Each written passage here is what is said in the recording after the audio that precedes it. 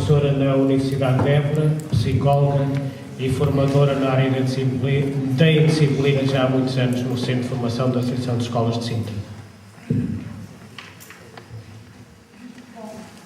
dia, agradecer ao Sérgio o convite para estar aqui e agradecer também a presença de todos. Eu pedi ao Dr. Sérgio para ser o último a falar porque tinha preparado qualquer coisa, mas gosto sempre, depois de ouvir as pessoas, de pensar sobre o que os outros dizem e de pensar a partir desta relação com os outros, que eu acho que é o fundamental. E, portanto, já não sei muito bem o que é que escrevi, mas as reflexões de hoje fizeram pensar aqui numa série de coisas. E começava por dizer, para dizer que não sou especialista em disciplina. Não sei se sou especialista em alguma coisa, acho que sou especialista em pensar, porque gosto de pensar, de refletir e de pensar sobre o funcionamento humano. É uma das coisas, sobre o meu também, obviamente. Mas se sou especialista, sou em relacionamentos amorosos. Gosto mais de dizer isto, fiz o doutoramento em relacionamentos amorosos e fica sempre bem dizer que se é especialista em relacionamentos amorosos. Parece lá como se interpretar. Em disciplina, de facto, não sou, mas gostava de deixar aqui um bocadinho o meu pensamento, embora queria fazer desde já uma advertência para me desculpabilizar, que é que eu desde pequena que sou do contra. Portanto, por norma, eu penso ao contrário. Mas não é pensar ao contrário só porque não quero pensar como os outros, é porque fui desenvolvendo esta competência e, portanto, penso aqui muitas coisas ao contrário do que foi dito. E uma delas é sobre esta causalidade direta que às vezes se pretende ter a nível do comportamento e da vida. Não se pode ter. E em várias comunicações aqui eu ouvi a palavra culpa. E eu acho que isto é uma das coisas que prejudica o nosso entendimento sobre o funcionamento da indisciplina. É porque nós andamos à procura de um culpado, ou de culpados, ou de causas. E a nossa vida mental não tem uma causalidade direta. Não é por causa disto que resulta isto.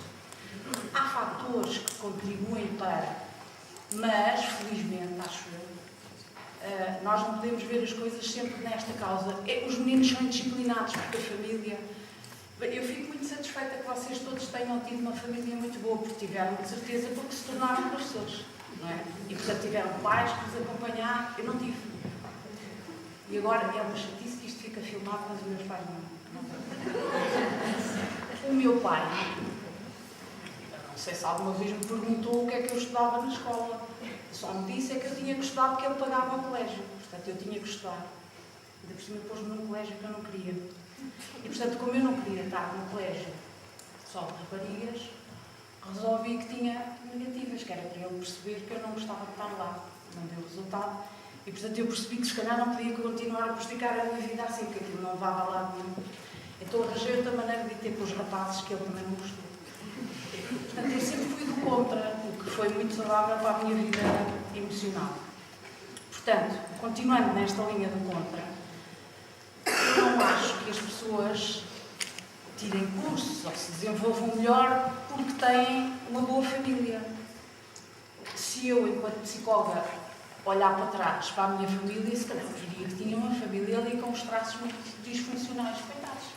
Fizeram o que puderam, com todo o respeito e coisas muito boas também, mas teria ali uns fatores que teria dado para eu, se quisesse, ir para a desgraça. Encontrava ali uma série de fatores. Como resolvi ser contra, como todos os meus amigos fumavam AX, que eu não fumava AX, porque era do contra e achava que não precisava daquilo. Portanto, nunca fumei, nunca consumi. Obviamente que havia aqui outro fator, que era, eu achava que se eu fizesse isso e o meu pai soubesse, a coisa podia não correr muito bem. Também fui do contra, porque o meu pai queria que eu fosse médica. Médica também achava que não gostava de ser, porque me interessava já, desde há muito tempo, era por estas coisas do sofrimento das pessoas. Portanto, onde é que eu quero chegar? Quero chegar que não há uma causalidade direta entre termos uma boa família e termos uma vida emocional muito boa. Até porque há uma coisa que nós nos esquecemos hoje em dia, que infelizmente está a reduzir na nossa vida mental, que é a questão da fantasia. A maneira como os miúdos interpretam os contextos é muito variada também. E nós também não podemos dizer, estes estudos que foram referidos, que eu tenho todo o respeito, a investigação é uma coisa que agora está na moda e nós sabemos que nós podemos comprovar a nível de investigação o que se quiser. Esta história de causalidades entre os pais agressores e as crianças agressoras não é verdade, não pode ser. Porque há pais que são agressores e os miúdos tornam-se vítimas porque se deprimem, porque se culpabilizam, porque se acham que são eles próprios responsáveis pela agressividade dos pais, e há os outros que se identificam agressor e tornam-se agressores. Mas, mais uma vez, há uma variabilidade muito grande. E há outros que nem uma coisa nem outra e que conseguem transformar. Porque a nossa vida mental tem esta capacidade de transformação. Nós não pensamos hoje o que pensávamos há 20 anos atrás, ou há 10, os contextos, de facto, estão muito diferentes. Mas eu acho que os pais se implicam muito mais na vida dos filhos, para o bem e para o mal. Porque depois, uma coisa difícil na nossa vivência enquanto ser humano é o equilíbrio. E, portanto, nós andamos sempre nos extremos. O meu avô, com toda a certeza, falou muito menos com o meu pai do que falam os pais hoje com os filhos. Muito menos. Interessavam-se muito menos, não é? Os pais hoje interessam-se muito mais pela vida dos filhos. Nós estamos a falar de situações, obviamente, que depois também são extremadas, não é? Há vivências muito desagradáveis, há meios mais facilitadores e meios que condicionam muito mais. Mas não nesta linha da causalidade direta de que isto dá isto.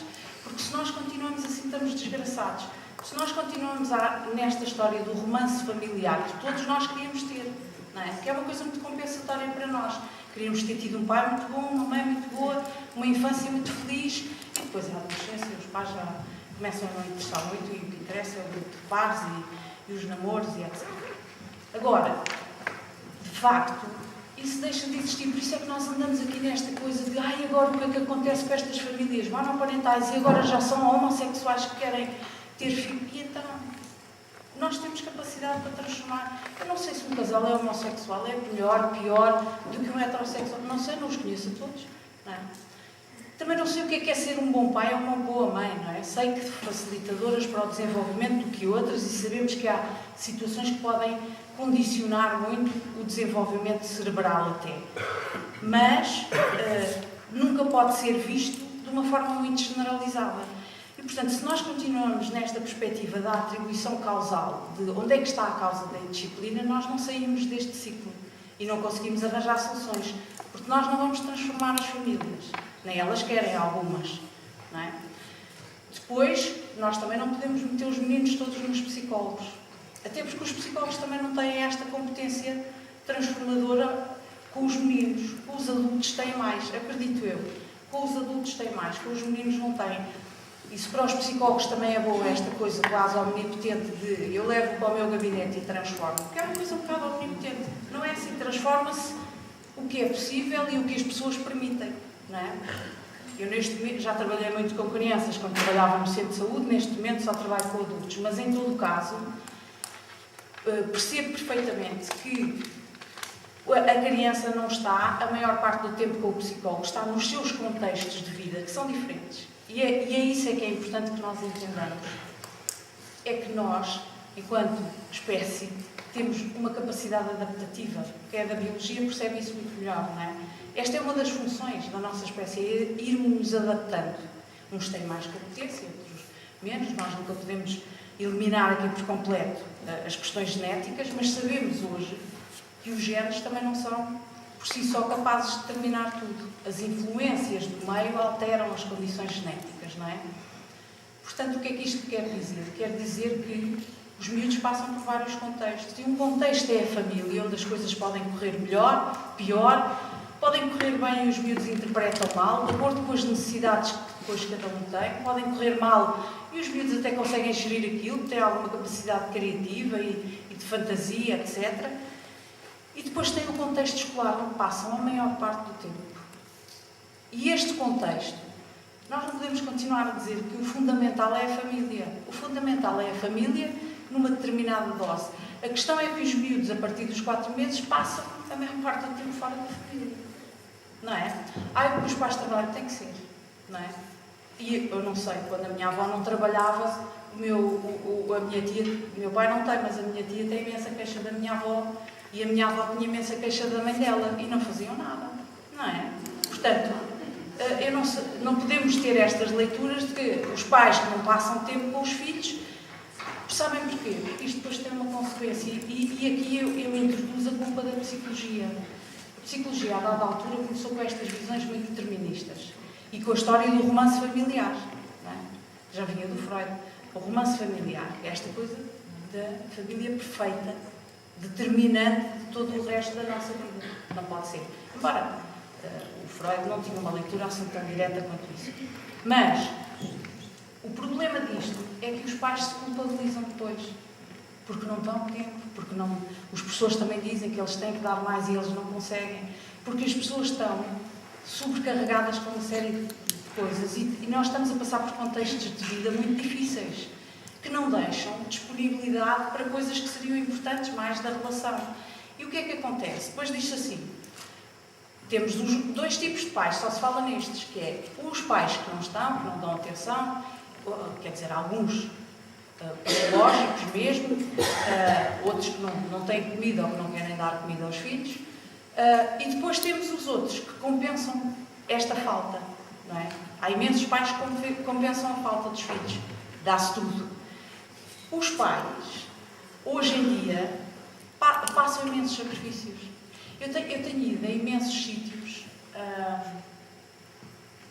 destas coisas, de novidades que vão surgindo, ou mesmo ao teatro. Quem vai ao teatro pode observar isso. Há muito pouca gente da nossa geração no teatro. Ou há gente mais nova, ou há os idosos. E coisas novas que abrem, por exemplo, para dar um exemplo, o mercado da Ribeira abriu. Eu fui lá, existe gente jovem na sua maior parte, depois existe assim, meia dúzia da minha faixa etária. Porquê? Onde é que estão os... Coitados, não podem, não é? Mas dão aos filhos para ir. E depois as pessoas dizem, e tal, estes pais que são maus, coitados, fazem o máximo de sacrifício. Os meninos têm tudo. E aqui nós também podemos encontrar ligações se nós quisermos. Qual é o problema de dar tudo? Nós estamos numa sociedade do imediatismo. As respostas são imediatas. Com toda a certeza, vocês gostariam de levar hoje daqui dicas de respostas. Como é que nós fazemos? Faça! Não é? Nós queremos todos. Há um sinal de mensagem no telemóvel, nós não conseguimos esperar para ir a mensagem. Tem que se responder à pessoa. Não é? Esta incapacidade de adiar, não é? De adiar as coisas, de lidar com a ansiedade, é uma coisa que hoje em dia não é? Está muito facilitada. Nós temos tudo à mão. Só para dar um exemplo. No outro dia ouvi uma música na rádio e achei a música uma coisa fantástica. Aquilo tinha mesmo a ver comigo. Eu tinha que ouvir a música e a letra e saber. Tenho umas coisas um bocado obsessivas nesta linha. Depois tenho que saber aquilo de cor. Não sabia quem é que cantava a música. E então, o que é que acontecia aqui há uns anos atrás? Tínhamos que esperar até dar outra vez, até passar na rádio, ver se, não é? Se o locutor diz quem é, para eu depois ir comprar o CD ou o que seja. Não resultou. Noutra vez passou, o telefone tocou, portanto o rádio deixou de tocar, nunca mais conseguia. Um dia lá consegui pôr o telemóvel, não tenho daqueles XPTO, os meus alunos já me disseram que até era mais fácil, não é? Que é o telemóvel, e o telemóvel diz que não tenho esses. E então gravei um bocadinho da música para ver se descobria alguma coisa que me desse para ir à internet ou ao YouTube, não é? E lá consegui. Foi uma satisfação. Uma coisa fantástica. Que isto nos permite é uma coisa fantástica. Permite-nos essencialmente isto, é que nós temos tudo à mão. E o que é que nós temos? Temos uma sociedade que anda assim, de boca aberta, sempre quer receber. Os próprios alunos querem receber notas. Não querem aprender, querem receber notas. Os meus alunos na universidade chegam a perguntar aos professores, felizmente comigo ainda nunca tive, senão tinha uma resposta adequada para lhes dar, por cima estão eles em psicologia, Mas eu tenho colegas que dizem que os alunos chegam a perguntar e saem para a frequência. O professor está a falar de outra coisa, deu um exemplo, está a dar um exemplo, e o aluno diz, sai para a frequência, porque senão sai, não estamos aqui para perder tempo, vamos ver o telemóvel, não é? Quer dizer, estamos de facto a passar por mudanças muito grandes, que, como disse aqui o professor, estas coisas tecnológicas são fantásticas, por um lado, depende da maneira como nós as aproveitamos, mas a verdade é que o que vocês encontram são miúdos com esta dificuldade em regular as suas emoções. E aí é que eu acho que os pais falham e que os contextos por onde os miúdos circulam falham. É nesta competência para regular as suas emoções, para adiar a satisfação, para não terem os prazeres imediatos, e isto anula a fantasia. Se nós, quando nós queríamos uma coisa, ou ainda agora, não é? Alguns de nós passará por isso. Quer uma coisa, não pode ser logo, portanto tem que adiar isto. Mas vai-se imaginando a coisa, vai-se pensando o que é que se vai fazer com aquela coisa que se quer. Os miúdos hoje não precisam disso. Fantasiar, imaginar. Aliás, muitos professores queixam-se disso, não é? Da ausência de fantasia que há para criar. No outro dia, uma professora que eu acompanho dizia-me que ela é da área das artes, então dizia que a coisa está de tal modo insustentável que ela lança um trabalho e ao primeiro risco já eles estão, professora, está bem, professora, quer dizer, uma coisa de uma avidez, não é? E como se o trabalho não pudesse ser uma coisa continuada, tem que ficar logo, tem que haver um resultado naquele dia, não é? Portanto, esta ansiedade que eles não conseguem conter, às vezes depois sai de outras maneiras, não é? Queria-vos dizer outra coisa. Porque agora lembrei-me do bullying. Eu, quando era miúda, era agressora. Fora da escola, porque na escola tinha medo da professora, e também não queria que fossem fazer queixa ao meu pai. Mas eu lembro que eu era agressora. Eu batia, mas não batia a brincar. Eu não batia a brincar. Mas eu sabia em quem é que batia, com algumas miúdas. E a minha mãe via e dizia, e sabem porque é que eu lhes batia, coitadas? Porque elas não sabiam fazer o pino e a cambalhota como eu mandava. E elas não sabiam e, portanto, apanhavam. E a minha mãe dizia, elas nunca mais vão querer brincar contigo. E passados uns minutos, elas iam embora zangadas e voltavam lá. Mas eu não batia em todas. Eu também fui batida por algumas. Não é? Portanto, mas não tive um pai que batesse. Só apanhei uma palmada uma vez, por causa de andar em cima de mim. Não me lembro mais de ter batido. Como isto é. Estão a ver, portanto, eu era agressora e hoje em dia cuido do sofrimento das pessoas. Portanto, nós temos esta competência para ir transformando, não é? As coisas vão se codificando ao longo da vida. O que é que eu quero chamar a atenção com isto?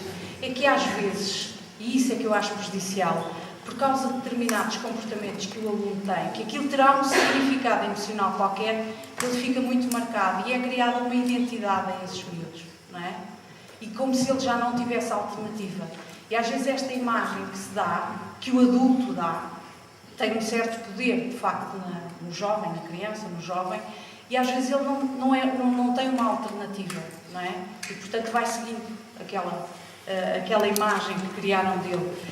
E em muitas situações, isso é que eu gostava de chamar aqui a atenção, o comportamento de agressão, tanto no das vítimas como no do agressor, a problemática tem sempre muito a ver com a autoestima. Só que nós, seres humanos, temos duas atitudes. Ou agimos, ou ficamos mais passivos face a situações que são desagradáveis. Portanto, há uns que realmente agem e são agressores, e há outros que ficam mais passivos. Eu, por acaso, até acho que esses são mais doentes que os outros. Mas os agressores, por norma, também têm uma baixa autoestima. Aquilo é uma maneira que eles têm de se mostrar. Porque quando não se pode ser o melhor dos melhores, às vezes só se pode ser o melhor dos piores, não é? E isto é uma atenção que nós temos que ter em relação a comportamentos indisciplinados, que surgem também, muitas das vezes, porque o aluno não se sente minimamente valorizado e não vê que a escola seja um meio dele se sentir. Portanto, adota outras estratégias, que não são as mais saudáveis, para se sentir valorizado, nem que seja face ao grupo de pares, não é? Mas, muitas das vezes, o adulto não tem capacidade de lidar com isso. E agora queria terminar com uma coisa que é muito provocatória, mas que eu acho que se tem que pensar sobre isto. A violência não é só na escola, nós sabemos isso. Vocês vão conduzir, Quer dizer, e já se torna assustador, não é? Nós fazemos um errozinho e já estamos a ver que o senhor vai sair do carro para nos bater, não é? Não interessa se é homem ou se é mulher, antes ainda se tinha o respeito pelas senhoras, não é? E as senhoras agora também não têm respeito umas com as outras no trânsito. Portanto, e tudo está mais agressivo, as pessoas estão mais agressivas, não é? Estão com muita dificuldade, de facto, em regular as suas emoções e tudo sai sob a forma de ação e de comportamento. Porque se nós conseguirmos refletir sobre o que é que nos está a deixar ansiosos ou mais angustiados, nós não precisamos de agir porque conseguimos conter isso cá dentro. Os miúdos precisam, de facto, de ser auxiliados nessa contenção, não é? E como não conseguem, lá em casa não têm, então vão experimentar na escola. Se na escola não arranjam quem consiga também, aí a vida deles está mais condicionada, porque o contexto escolar, de facto, é muito importante e é onde eles passam muito tempo. Portanto, o que eu quero dizer é, há vários contextos, estes contextos por si só são transformadores e nós temos esta competência de nos adaptar a vários contextos. Eu aqui estou como leitora, ou o que se queira chamar, na escola sou professora, quando vou à praça sou a pessoa que vai pedir opinião sobre os legumes e sobre não sei o quê, e depois quando vou para as aulas de dança sou eu a aluna. Portanto, nós não é, temos esta plasticidade, nós somos diferentes em diferentes contextos e adaptamos-nos. Portanto, nós também temos que ver isto nos miúdos. Os miúdos têm capacidade para se adaptar, até mais facilmente do que os adultos, não é? É preciso que eles encontrem contextos favoráveis. Agora, o que eu vos queria dizer de provocador é isto, que é, muitas das vezes, e obviamente quanto mais informação nós temos, quanto mais exigências nós temos, fica muito mais difícil controlar alguns fatores e, portanto, nós próprios ficamos desorganizados e precisamos de uma certa segurança e temos que agir. Muitas das atitudes face à indisciplina são coercivas, não é? Às vezes tem que ser, outras vezes não tem que ser. Há muitos estudos que demonstram que não é a melhor maneira, porque se nós estamos, o aluno não consegue controlar ele próprio o seu comportamento, nem percebê-lo, não é? Portanto, age de determinada maneira. Se o professor reage a controlar aquele comportamento, mas não está a auxiliar o aluno a gerir internamente esse comportamento, está dependendo do professor. Não sei se estou a ser claro. O professor é que funciona como um regulador externo, não é? E então o aluno vai sempre precisar de um regulador externo. Portanto, ele não modifica o seu comportamento. Há alguém responsável por atuar para que ele mude o comportamento. E isto não se transforma internamente dessa maneira. E depois há outra coisa. A maior parte das medidas não são violentas, dizemos nós.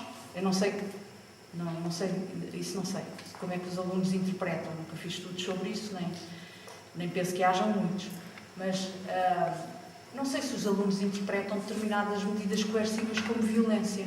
Mas interpretam, de certeza, que para se obter um resultado sobre o outro, age-se coercivamente. E eles repetem isto. E depois nós achamos muito estranho que eles, para quererem que os outros façam como eles querem, agem agressivamente. E depois não fazem igual ao professor, porque depois os miúdos interpretam de maneiras diferentes. Os miúdos pensam de maneiras diferentes de nós. E têm as emoções supostamente menos organizadas do que nós, e menos elaboradas também ainda, não é? Portanto, toda a interpretação que eles fazem da coisa pode estar distorcida.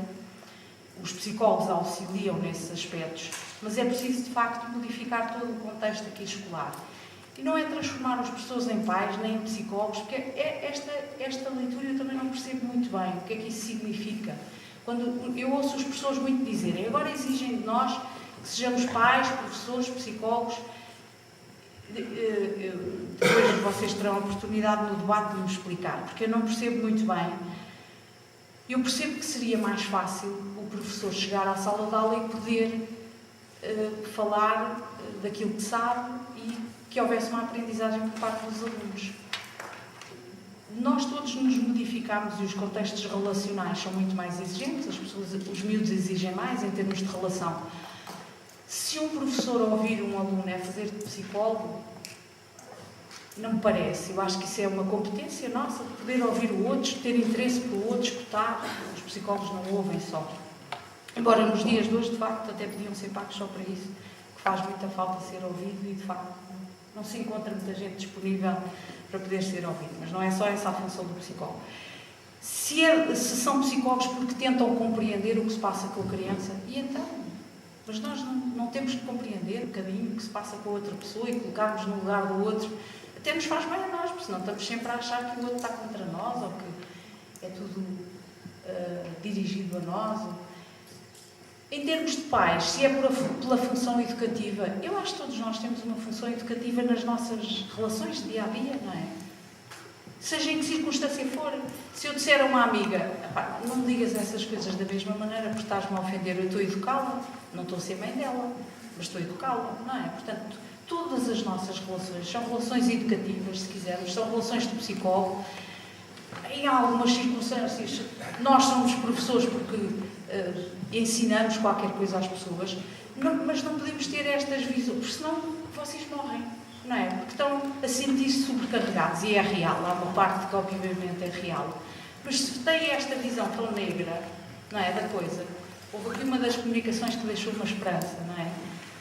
Mas foi só uma. Senão, se nós temos esta... não saímos disto, não é? E deprimimos e desorganizamos. Queria só também fazer aqui um parênteses em relação a esta questão, porque eu ouvi também aqui em relação às estatísticas e eu fico preocupadíssima, graças a Deus, que já não estou nos centros de saúde. E graças a Deus e a mim também. Mas eu fico preocupadíssima com estas medicações agora aos miúdos e com estas idas às consultas de pedopsiquiatria. Mas eu percebo. Os professores, o que é que hão de fazer? Não é? Alguma resposta que seja dada, porque estão sozinhos, quer dizer, nesta coisa, cada vez mais cheios de alunos, não é? Costumo dar este exemplo. Sabem aquele estudo que foi feito com a galinha numa capoeira, dia a dia introduziam mais pintos. E a galinha, à noite, para acolher os pintos, começou a ficar muito aflita. Não conseguia dar conta deles, não é? Porque já não conseguia acolhê-los debaixo das asas. Morreu de depressão. Morreu, quer dizer, não tinha doença nenhuma. Supostamente morreu de depressão, não conseguiu. Estão a perceber? Este sentimento de não estar a conseguir gerir aquilo de acolher os pintos todos. E eu acho que às vezes os professores estão assim, não é? Quer dizer, têm ali uma data de pintos. Há uma série deles que não se consegue fazer por o que se passa na relação do professor com os outros e, portanto, a coisa começa a complicar. Manda-se para os pedopsiquiatras. Não sei se está aqui algum, se tiverem também sem se defender. Os pedopsiquiatras têm imensos benefícios, mas eles também acreditam que as pessoas se curam com medicamentos. Sabem que não é verdade, mas acreditam. E toda a ciência é uma questão de fé também, daquilo que a gente acredita. Eles acreditam que as coisas se resolvem com a medicação, pois nós vemos que não. Mas os miúdos vêm mais sugadinhos. Mas a longo prazo, isto vai ter consequências com toda a certeza. Para além do que é que nós estamos a dizer mais uma vez, é que a regulação das emoções está fora. Ou está no professor, que impõe uma medida e, portanto, o menino fica mais contido, ou está na pílula. Toma-se uma pílula, fica sugadinho e a coisa está mais estável. E desenvolver-se seres humanos segundo esta premissa parece uma coisa muito grave, não é?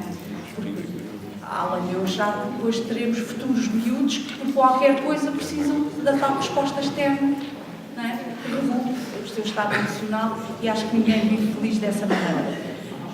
Portanto, eu gosto de dizer coisas, ficaria agora aqui uma série de horas, mas gostava que vocês se questionassem sobretudo sobre isto, sobre este exagero que há de diagnóstico que se fazem aos miúdos. Vocês não acham estranho de repente haver imensos miúdos Asperger, imensos miúdos com hiperatividade e déficit de atenção? O que é isto? Não é? O que é que aconteceu? Geneticamente houve aqui uma transformação tremenda, que os meninos nascem todos com um defeito genético. Qualquer coisa se passa, não é? Só para dizer, os franceses não tratam as hiperatividades com medicação, não é? Tratam com brincar e com estimulação de fantasia e depois com atividades mais terapêuticas, obviamente. Mas porque também questionam o diagnóstico e colocam de outra maneira.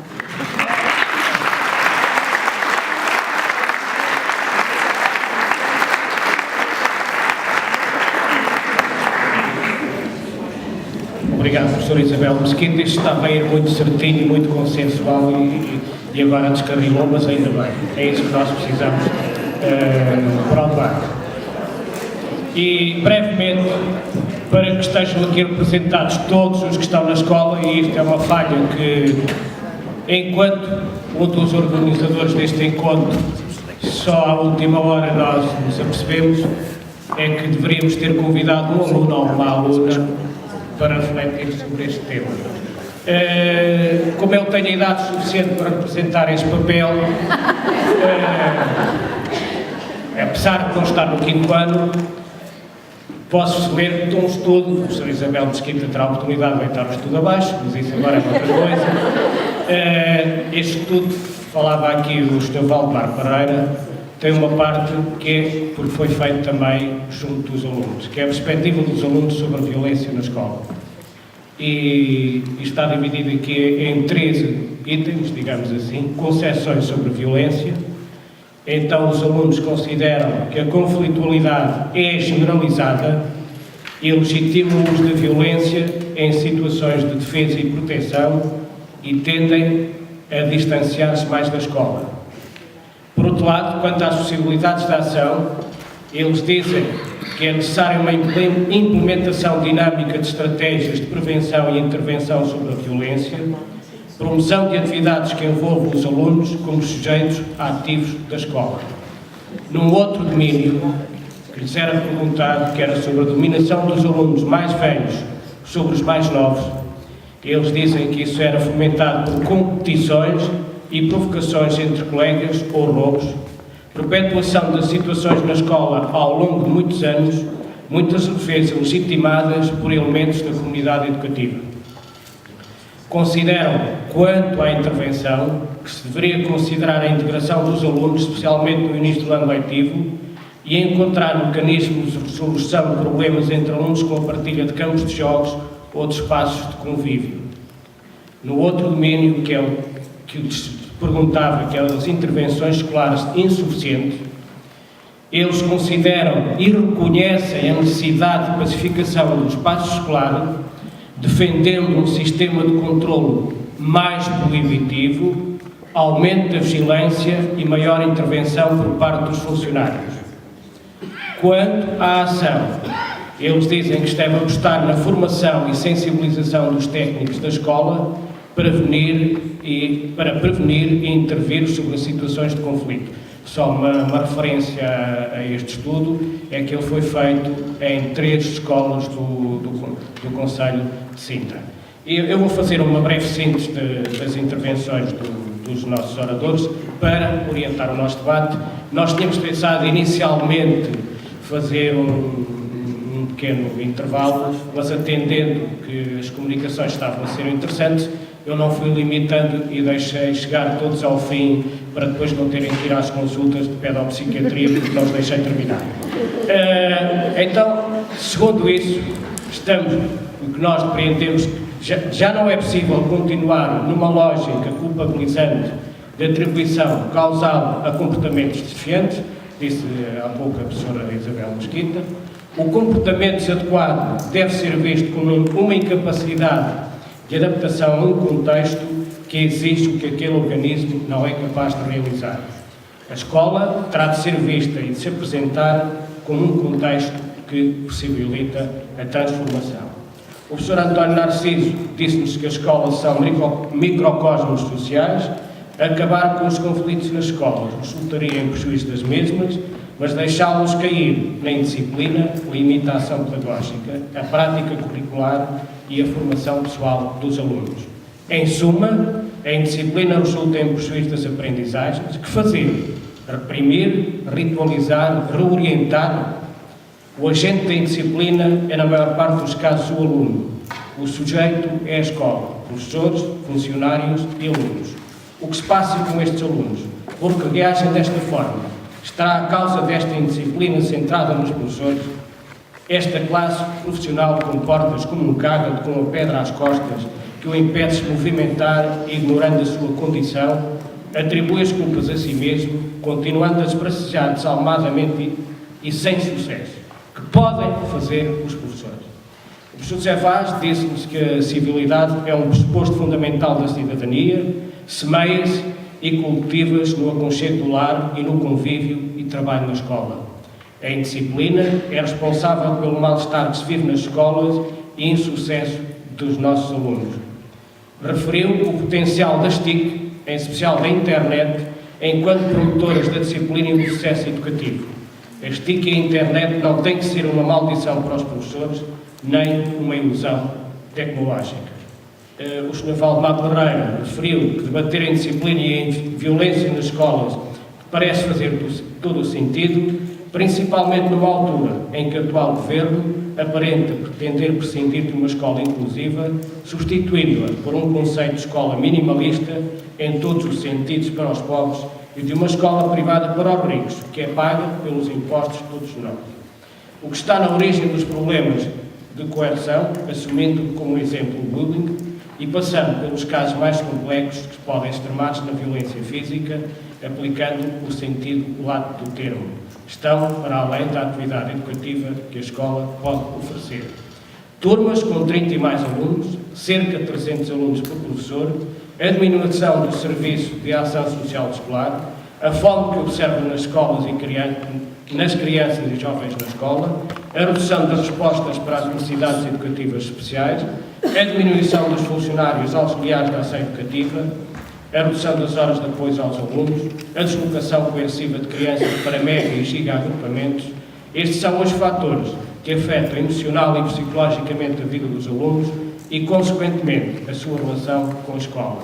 A voz de quem ensina não é escutada por quem de direito. O Dr. António Lopes falou no bullying, dissertou sobre o bullying, dizendo que é sistemático e que se inicia já no jardim de infância, e referiu o papel da família no combate a este sistema e referiu de relevante um problema que nós hoje temos nas escolas, que é as TIC como poder de fogo. A Cláudia falou também da sua experiência enquanto assistente operacional, chamou a atenção e referiu que nos últimos anos a violência nos recreios é muito superior, a dificuldade de chegar aos alunos e a dificuldade de trabalhar com eles, e por outro lado referiu um dado importante que tinha sido chamada a atenção numa formação, é que o aluno é que tem a obrigação, digamos assim, de chegar ao adolescente, ao jovem, e que deve contornar para tentar chegar, mas ela referiu cada vez mais a dificuldade que têm os próprios assistentes operacionais de resolver os problemas. São muitas vezes vítimas e estão sós, não têm quem os apoie na solução destes problemas. Os alunos chegam à escola e a sua dificuldade de integração começa porque alguns não sabem falar português. Também no futuro não há problema com o novo acordo ortográfico resolverá isso. E temos já aqui matéria para debate. Apelo à vossa participação. Bom dia a todos. Queria cumprimentar, obviamente, todos os presentes e os membros da mesa e lançar aqui algumas questões, alguns pensamentos também, que depois, se quiserem, obviamente, comentar, agradecido. Falaram-se de muitos problemas e muitos fatores que poderiam estar na base da indisciplina e da violência em meio escolar. Obviamente, nós sabemos que a escola não pode estar fechada àquilo que são os problemas da sociedade e as dificuldades cada vez mais graves que se vão sentindo. Sabemos que o paradigma do que é disciplina ou indisciplina mudou muito nos últimos 30, 40 anos. Nós já não temos o problema da indisciplina que uma vez ouvi há uns 2 anos a Maria de Céu Roldão dizer num encontro sobre indisciplina, que é os alunos que atiram papelinhos uns aos outros. Portanto, os nossos problemas de disciplina são muito mais graves já do que isso. E também não temos o paradigma da resolução da indisciplina que tínhamos há 30 que eu ainda assisti na minha escola, que era o aluno à reação levar duas chapadas atrás da porta ou fazer 50 flexões de pernas. Portanto, isto acontecia, portanto, o paradigma também para resolver os problemas de disciplina também mudou e nós temos que avançar também. Agora, há aqui 2 ou 3 aspectos que eu não vi muito referidos e que eu queria talvez depois pedir um comentário ou acentuar. Um deles é que a indisciplina está muito ligada à imagem do professor e à imagem social do professor e ao respeito que o professor tem perante os seus alunos. E eu aqui tenho que ir a montante e tenho que fazer aqui um sublinhado, porque isto fez parte de um plano intencional para que houvesse uma erosão da imagem social do professor, para que houvesse uma desvalorização do saber académico e do saber científico que o professor representa na escola e na sala de aula. As ciências de educação têm aqui alguma responsabilidade numa tentativa de algum igualitarismo dos saberes, tanto o saber académico e o saber que os alunos transportam com eles também para a escola. Portanto, o professor passou a ser apenas um facilitador, alguém que está ali para gerir, para orientar, para organizar. Portanto, o papel e a importância relevante do saber científico e do saber académico foi desvalorizado e, naturalmente, a importância do professor enquanto transmissor desse saber, naturalmente, saiu desvalorizada. E depois, a questão do culpado. O professor é o culpado de tudo o que de mal acontece aos meninos e acontece na escola. Não vale a pena recuar muito tempo para nos lembrarmos daquelas afirmações de uma ministra que está agora em julgamento, que dizia que o culpado do insucesso é o professor. Portanto, esta erosão constante, o professor que passa de escalão automaticamente, que nunca foi avaliado, que é um grande malandro, que trabalha poucas horas por dia, que tem, como também dizia a senhora, professores que têm apenas 14 horas semanais, que vergonha. Portanto, este trabalho foi sistemático, este trabalho foi intencional para atacar a imagem social do professor, para o desvalorizar, para o precarizar, e isso é um trabalho que continua a ser feito de uma forma gravíssima sobre muitos colegas nossos, e isso é um problema social gravíssimo que nós temos que lutar e penso que temos que combater e denunciar cada vez mais e chamar isto claramente para bem acima das nossas preocupações.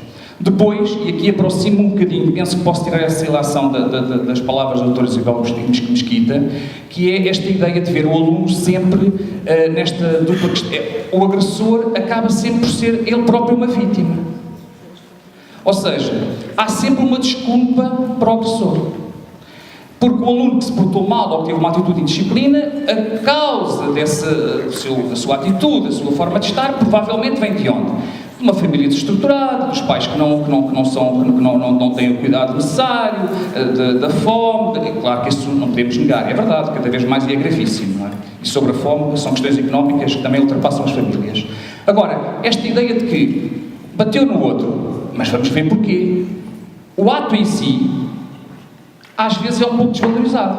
Há sempre uma justificação. Porque, coitado, o menino, ou porque tem um déficit de atenção, ou porque é hiperativo, ou porque não tomou medicação, não tomou a Ritalina, ou porque isto, por aquilo, ou porque tem uma família muito estruturada, portanto vamos lá tentar sempre desculpabilizar um bocadinho. Portanto, o rigor, as regras, o cumprimento das regras, os valores, a noção do bem e do mal, e ali o nosso colega António Narciso tocou aqui num aspecto importante, eles sabem perfeitamente o que é indisciplina e o que não é indisciplina, eles sabem bem que aquilo que fazem de errado é errado, só que nós, na escola, devemos de facto, se calhar, ter regras mais claras, regras muito bem interiorizadas e valores muito bem interiorizados. Deve haver uma coerência total entre todos os agentes da comunidade educativa, a começar pelos pais, professores, direções escolares, diretores de turma. O aluno tem que saber qual é a consequência do seu comportamento. E a consequência deve ser sempre a mesma. Não é se vai à direção ter um castigo, se o diretor de turma aplica outro, o professor aplica outro e para o mesmo comportamento. Portanto, eles não sabem bem já o que é que estão ali a fazer. E, portanto, neste sentido, penso que também tem que haver, ao nível da organização da escola, um maior rigor, uma maior interiorização das regras, coerência na aplicação das medidas. Claro que a prevenção é fundamental, claro que os técnicos de apoio social são fundamentais, mas os professores, e nós professores, também temos alguma responsabilidade. Reparem que eu comecei a falar do governo e das políticas que nos querem instruir, mas já agora também não me deixo de falar de nós e de olhar para dentro da própria classe. Quantos de nós, perante uma situação de indisciplina no recreio, quando não são nossos alunos, temos a atitude imediata de intervenção? Muitos de nós fazem isso, muitos de outros não fazem. Porquê? Têm medo de se expor, têm medo de ouvir ainda mais alguma coisa. E isto é particularmente grave para os ações da classe educativa. São coisas terríveis o que se passa na escola, a falta de respeito total. Se não têm pelos professores, ainda cada vez menos também vão tendo pelas ações da ação educativa. E isso é gravíssimo. Portanto, devemos atuar de uma forma unida, coerente, sempre que há uma asneira no pátio, sabe, sempre que há uma agressão, sempre que há uma situação negativa, todos nós devemos colaborar, todos os professores, todos, mas sem exceção, para que o aluno perceba que aquilo está errado e que não o deve fazer. Portanto, isto são só algumas pistas que eu queria aqui também deixar para, eventualmente, depois na mesa poderem comentar. Deixem-me só para terminar, dar um exemplo rápido sobre a questão da indisciplina. Às vezes, quando vai chegar agora, no final de maio, princípio de junho, nós estamos a acabar já o ano letivo, os alunos começam, agora não, porque o tempo está mal, mas quando está aqueles fios de ano muito quentes, não é? Eles chegam de havaianas e calções de banho, depois à tarde vão para a praia, não é? Aqui em Sintra isto acontece. E eu pergunto-lhes logo, quando vem algum, olha, desculpa lá, vês aqui alguma areia na sala ou água? Não há, pois não. Mas não tem mal. Diz-me uma coisa, se fosse só um tribunal, se fosse só um médico, se fosse a Assembleia da República, ias assim vestido? Eles dizem logo, não, para aí não vou. Não vais. Então o juiz, o deputado, o político, o médico merece mais respeito do que eu. São pequenos pormenores. Outro aspecto. Toque de entrada da sala de aula. E aqui também, às vezes, somos um bocadinho diferentes no tratamento.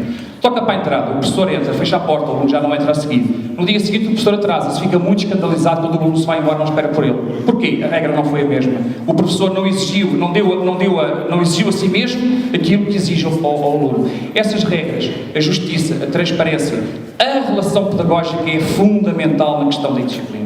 O aluno tem que perceber as regras, mas o professor tem que ser o exemplo, tem que ser o primeiro a dar o exemplo, ele tem que ser o primeiro a aplicar as regras e cumpri-las. O professor não pode dizer aos alunos, não podes mexer no telemóvel, e se calhar diz que outro professor esquece e também mexe no telemóvel. E as coisas assim não funcionam. Portanto, não estou só a falar para fora, estou a falar também para dentro. E acho que já estão aqui algumas questões um pouco caladas. Obrigado. Bom dia à mesa. Obrigada, Luís Sérgio, por este debate e por esta sessão. Eu gostaria, em primeiro lugar, de poder colocar algumas questões para refletirmos ainda um pouco mais também sobre elas. Uma delas é, efetivamente, a violência em si, ou a indisciplina neste caso, para mim é um conceito muito relativo.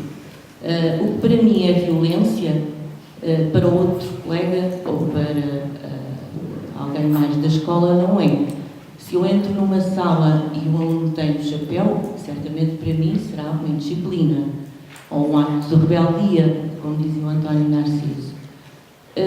Mas se outro colega, por exemplo, entrar e estiver em 2, 3 ou a turma inteira com o chapéu e nada disser e também continuar a manter a aula, certamente não considerou indisciplina. É evidente que isto, como dizia há pouco o colega Ricardo, origina algumas situações de perplexidade até dos próprios alunos. Um deixa, os outros não deixam, é estranho. Mas gostaria também aqui de refletir sobre uma situação que este ano me ocorreu, porque dentro daquele farto menu que o Ministério nos impõe e não deixa escolher, como é óbvio, eu também sou professora coadjuvante. E como professora coadjuvante, eu estou numa turma com professores distintos. Portanto, eu ainda não cheguei a perceber, embora já refletisse muito e escrevi alguma coisa sobre o assunto, se eu estou lá por causa da turma ou se estou lá por causa dos professores. Porque uma das situações, a turma é completamente insubordinada. Não atende ao professor da turma, não me atende a mim, que estou lá como coadjuvante e seria suposto ajudar, mas que não consigo, porque os alunos não têm a mínima sequer noção de respeito, até questionam o que é que eu estou lá a fazer, porque eu sou professora da turma, mas na outra sessão, na outra aula em que eu estou e o professor não é o mesmo, é o outro professor, eu nem sequer tenho intervenção, porque não é necessário, porque os alunos estão em silêncio. Aliás, diria até, se estivesse de fora, que eram duas turmas completamente distintas. Os alunos estão em silêncio, o professor trabalha com os alunos respondem quando questionados e levantam o dedo para perguntar, e, portanto, há parâmetros de comportamento completamente diferenciados. A turma é a mesma, os professores é que não são.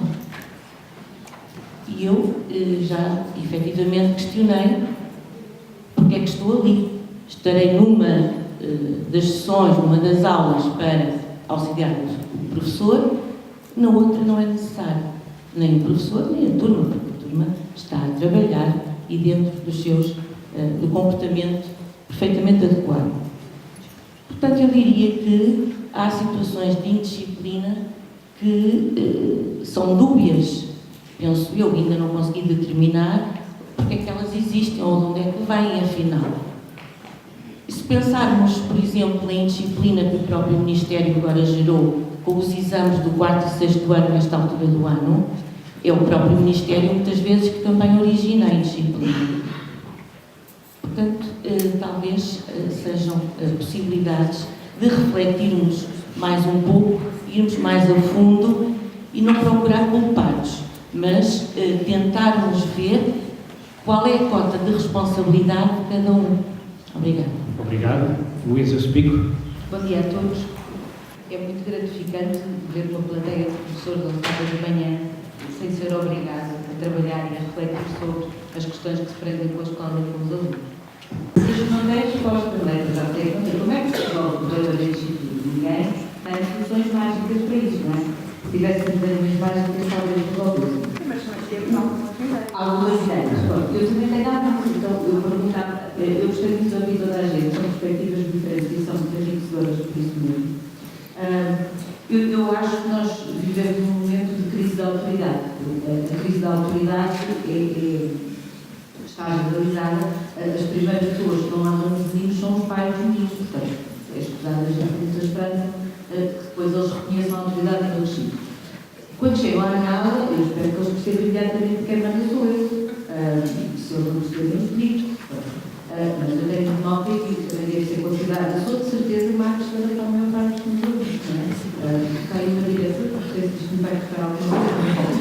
Porque muitas vezes exercer a autoridade pode ser confundido com autoritarismo e com violência. E, portanto, há muitos professores que foram deixando de exercer a sua autoridade e foram deixando de se impor como pessoas e de ser aquela coisa dos conflitos que o António nos falava há pouco tem a ver com o facto de sermos pessoas diferentes. A sociedade organiza-se em torno dos conflitos, ou seja, das formas de relação que vamos tendo uns com os outros. E é das divergências que vamos construindo alguma coisa. Nas salas de aula, também me parece que nós construímos as aprendizagens e as situações de ensino a partir dos indivíduos que estão dentro da sala de aula. E por isso temos de ser criativos. E por isso temos de fazer diferente todos os dias. Eu sei que nem sempre temos energia para isto. Eu também sei que nos pagam lá muito pouco para a gente imaginar o que é que seja. Agora, aquilo que eu se calhar queria mesmo dizer é que nós temos de encontrar modos de, e o Ricardo e a Ana Maria disseram coisas importantes. Nós não podemos agir cada um do seu modo e não podem os meninos ter 7 professores e com um podem esfaquear com ele do lado e com o outro não podem respirar, não é? Temos de arranjar aqui algum modo comum de agir. As escolas têm projetos educativos. Se têm projetos educativos, têm um quadro de valores que pretendem passar. E temos de encontrar entre as escolas formas de implementar os projetos educativos que nos dão tanto trabalho a fazer e a pensar. E depois os pais, quando vão, assinam o regulamento interno e conhecem o projeto educativo. Se não estão de acordo com aquele quadro de valores, então têm de ir à procura de outra escola. Não é? Agora, a escola pública não pode ser uma bandeira. A escola pública tem de defender os seus valores, tem de se defender e tem de defender os valores do humanismo. Portanto, eu parece-me que nós não podemos permitir que continuem a pôr-nos pedras em cima, mais ainda. Acho que as escolas têm de encontrar, e este para mim talvez fosse um caminho institucional, para além dos caminhos individuais que nós vamos construindo, se não nos estávamos aqui, nós temos de encontrar formas institucionais de lutar contra o Estatuto do Aluno. O Estatuto do Aluno é a expressão acabada da desautorização da escola e dos professores perante qualquer coisa que o aluno faça. O aluno falta, o professor de castigo vai fazer um plano de recuperação. O aluno é mal educado, vai um professor de castigo com ele para a biblioteca vai fazer não sei o quê. Portanto, há aqui uma volta que tem que se dar. E eu parece que tem que ser a escola, os conselhos gerais, os conselhos pedagógicos, as direções, os conselhos de diretores, não sei quem. Nós temos todos de nos juntar e usar o nosso saber formal e informal para mostrar que aquilo que se está a fazer é estúpido. Nós não podemos, nas escolas onde há um maior índice de licenciados por centímetro quadrado, aceitar fazer coisas estúpidas. E, portanto, essa lutar contra o estatuto do aluno parece-me óbvio, evidente e urgente. E depois a seguir, contra as metas de ensino. As metas de ensino são formas de aniquilar qualquer hipótese de criatividade dentro do aluno. Ditam-nos o que fazer, o que fazer, durante quanto tempo. Nós não podemos aceitar que nos façam isto. Isto é abrir portas para entrar à indisciplina e à estupidez, à docilidade. Já tinham falado de formas. Olha, aquela coisa que a gente viu, o Sr. Valdemar nos trouxe, é capaz de ser um pronúncio qualquer da totalidade a que estamos. Muito obrigada, peço desculpa. Obrigada.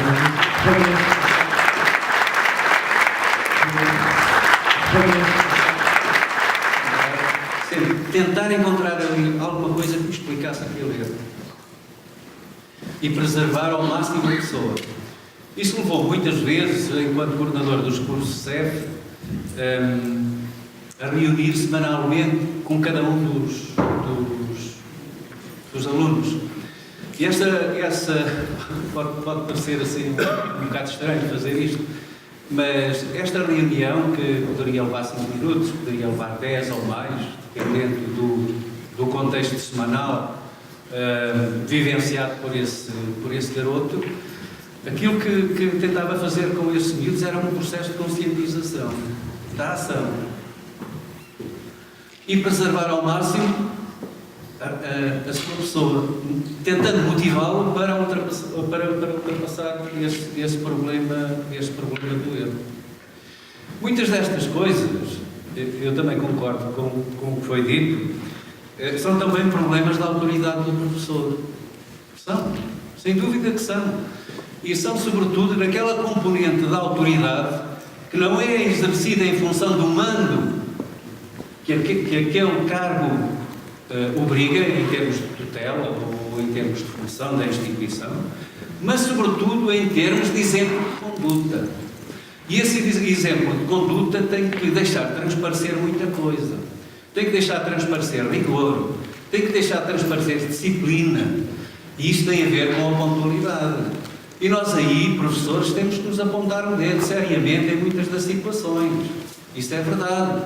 O chegar atrasado às aulas, para mim foi sempre uma coisa que criou imensa complicação. Fiz sempre um esforço imenso para, quando a campainha tocasse, eu estar na sala, abrir a porta e ter o sumário escrito no quadro. Sempre. E garanto-vos que isto deu muitos resultados em turmas críticas, porque a orientação estava dada de imediato. Depois há outras coisas que têm a ver com uma sólida formação científica. E não é só a sólida formação científica naquela área disciplinar.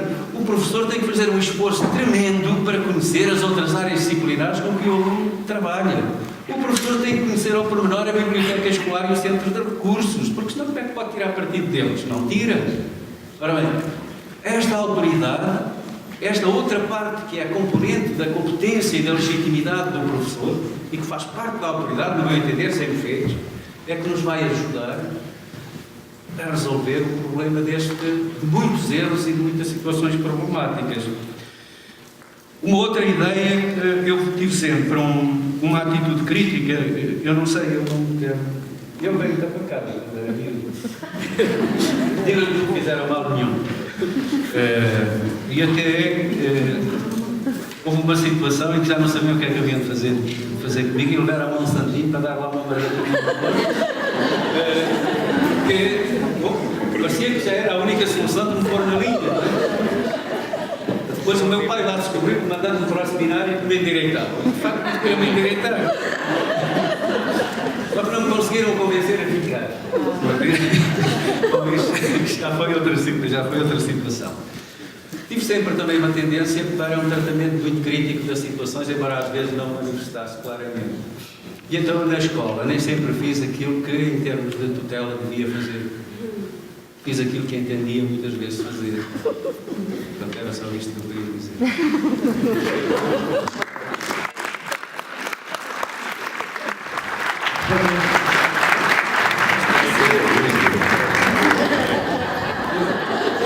Portanto, eu agora já sei. Bem, eu quero só esclarecer minha comunicação a noção religiosa, ética de culpa. Se isso passou, não foi o que eu quis dizer. Sim, mais uma noção de causa científica. E em relação às causas, concordo, há um pensador muito engraçado que diz que não há causas necessárias.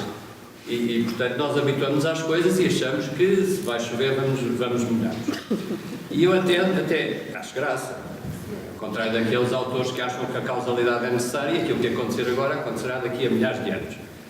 É mais difícil de prever isso. No entanto, eu sei que se tiver uma forte chuvada e eu sair sem guarda-chuvas, vou levar com a água em cima. 90% de hipóteses de levar com ela. Portanto, às vezes é preciso... É variável. Estamos só a falar de ficar melhor. E portanto temos que ter algum cuidado. Porque se eu tiver um cano roto na cozinha e aquilo estiver todo encharcado, eu tenho que ir ver. Se fechar o cano e ela continuar encharcada, eu tenho que andar à procura das causas. Apesar de haver uma causa. Depois, portanto, afastar isso. Eu também, agora sim, um bocadinho inferiorizado, toda a gente contou aqui uma história familiar. Não, e eu tenho que contar. É para perceberem, se calhar, isto vai ser um alívio. Infelizmente, há aqui uma colega, não é infelizmente estar presente. Está aqui e vai, no intervalo, vai contrariar. Temos uma visão, fomos colegas no liceu e tem uma visão completamente diferente. Mas a minha visão do meu passado, que a minha colega insiste em branquear, é que eu era um dos piores alunos, o mais indisciplinado que possam imaginar, das coisas mais terríveis. E aqui estou a falar. E professor e tal. Mas eu não me esqueço de uma coisa. É certo que eu agora estou aqui, etc., e comporto bem aquelas coisas todas, sempre. Mas naquela altura fiz a vida negra aos meus professores e isso é condenável. E eles sofreram isso. E é isso que temos que ter, é isso também que temos que ter em causa. Isso é importante. Depois concordar com aquilo que disseram, sobretudo com a autoridade do professor. A indisciplina é um bocadinho a violação da ordem estabelecida. Se nós não tivermos uma ordem rigorosa e consensual, e mesmo assim ela é violada, mas convém termos uma ordem, acordarmos numa ordem, que passará por regras com certeza explícitas, mas também por valores implícitos que temos que passar de alguma forma. Também quero dizer que nós nestas comunicações temos sempre muito pouco tempo para esclarecer as coisas. Eu, enquanto professor, não me considero um formador no sentido curricular. Eu sou muito mais do que isso, acreditem. Eu sou encarregado de educação e psicólogo e assistente social e por aí fora. Mas sou informalmente, espontaneamente, enquanto pessoa.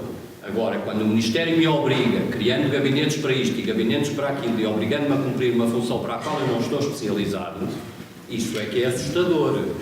Porque eu deixo de o fazer espontaneamente e não só. Há professores, com certeza, que têm mais habilidade natural e predisposição para essas coisas e outros não. Não se pode, por decreto, atribuir cargos a professores para os quais eles não estão preparados.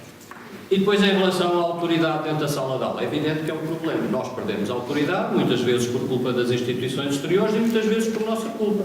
Porque achamos que temos medo de melindrar os meninos, porque senão eles depois têm que ir para a pedopsiquiatria realmente e têm que ser todos avaliados. E se calhar também, eu também sou pai, e se calhar também fazemos isso em casa e temos muito cuidado em não contrariar sempre os nossos meninos para não os maçarmos. E de resto concordar com aquilo que disseram, que complementa bem as apresentações, e essa também é a intenção, as apresentações que aqui fizemos. Muito obrigado.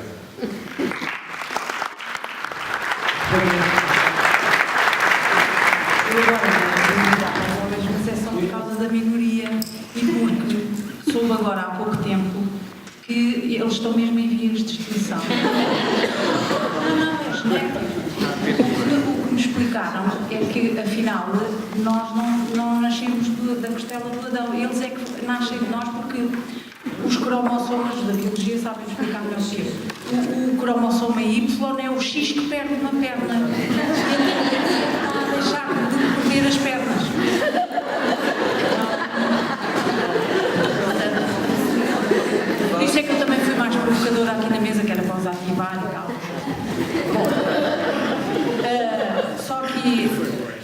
aspectos a referir em relação ao que o professor Ricardo disse, da questão da valorização, que eu acho que é muito importante.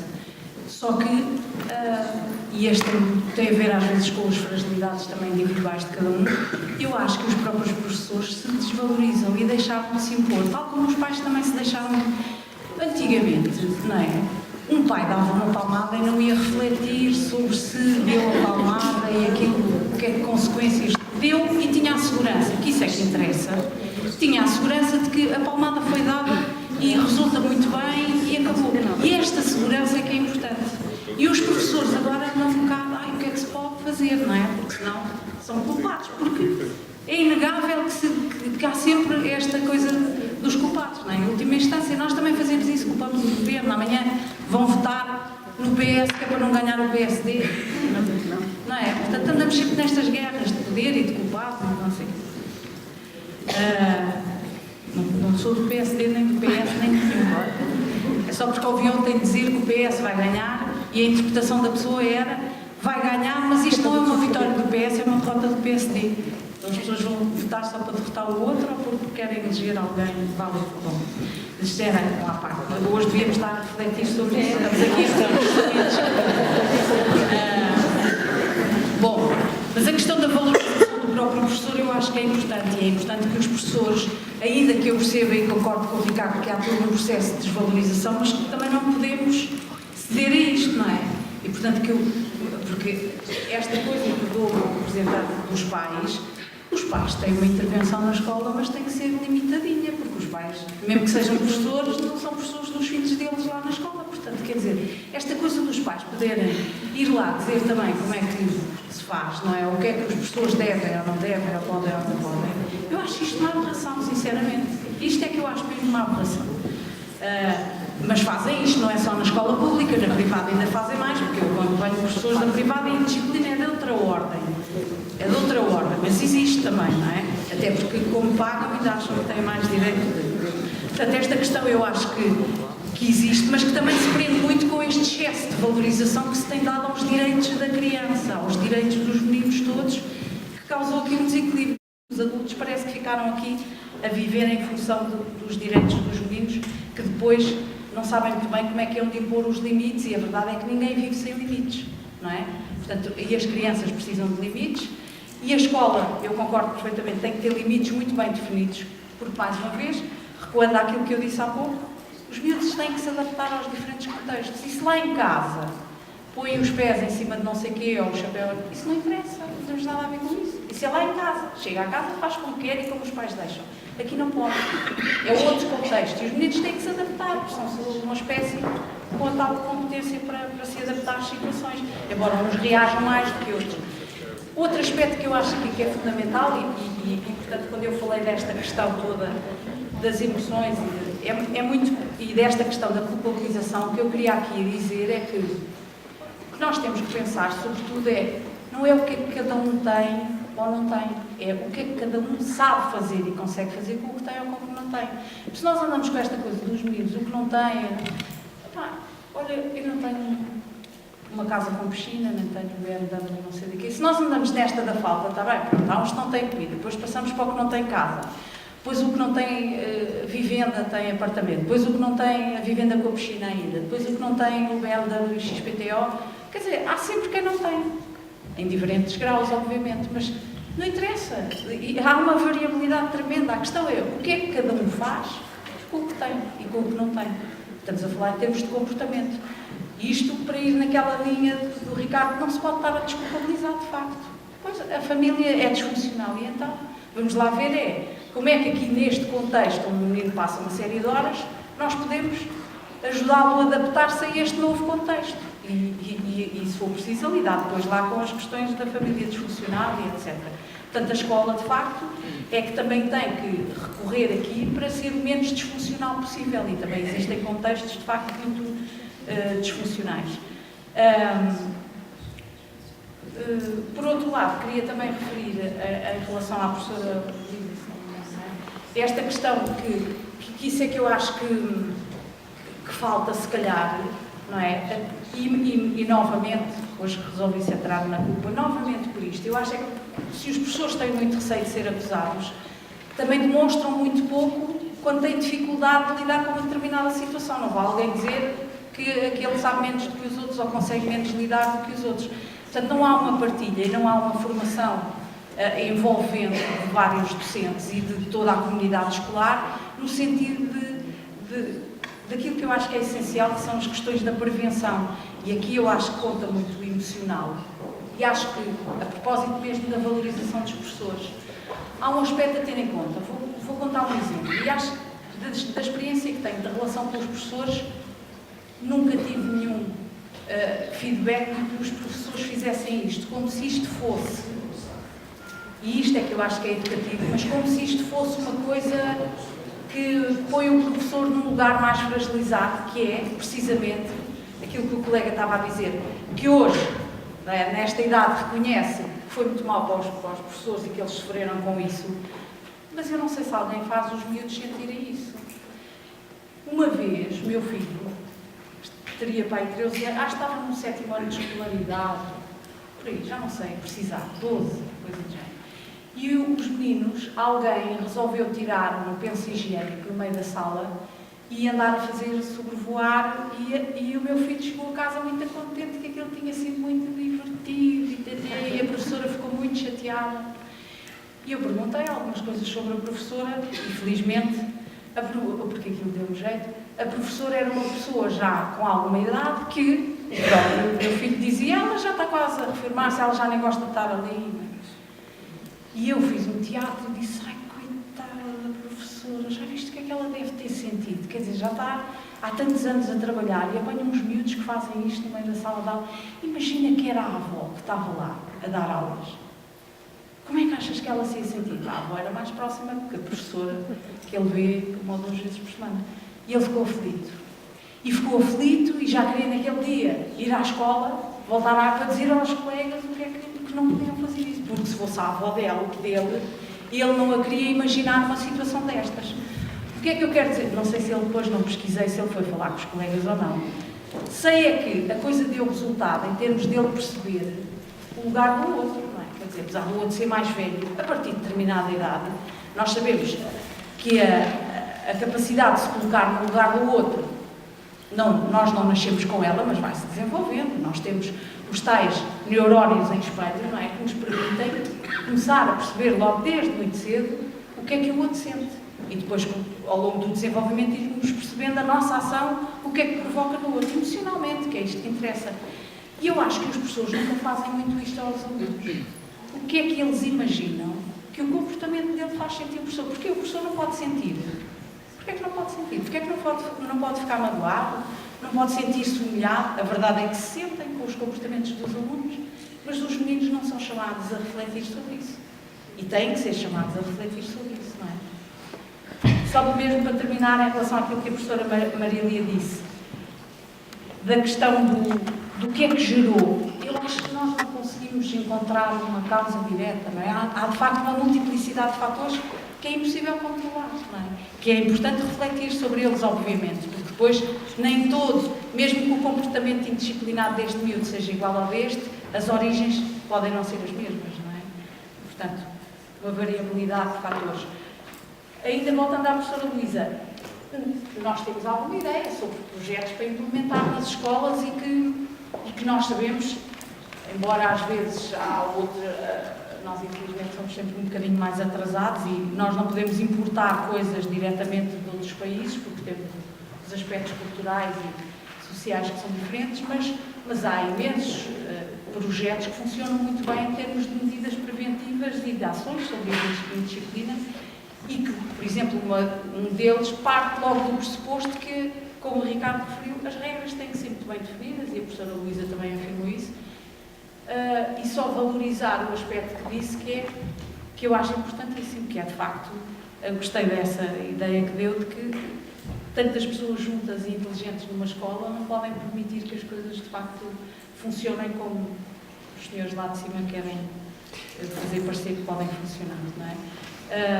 Por isso, o que eu deixo aqui também é um bocadinho a ideia de que nós podemos, não sei como é que vai decorrer da parte da tarde, mas eu trouxe uma colega em que ela tem, aliás, ela já fez um projeto na escola, daqui da zona, nós podemos expor um bocadinho que tipo de projetos podem ser lançados nas escolas como forma de atuação e de intervenção. Eu para já não preciso